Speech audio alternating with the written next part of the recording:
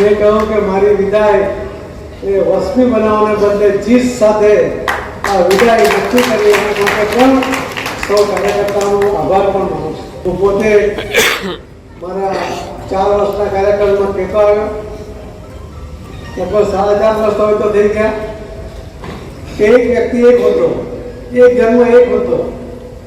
આજે હું તમારી સામે ઊભો છું તો 3 હોદ્દા લઈને બેઠો છું. હું પોતે 2 વાર રજૂઆત કરી છે કે કોઈને જવાબદારી સોંપવી જોઈએ, પણ હવે મને લાગે છે કે ઝડપમાં આપણે નિર્ણય તરફ જઈ રહ્યા છે.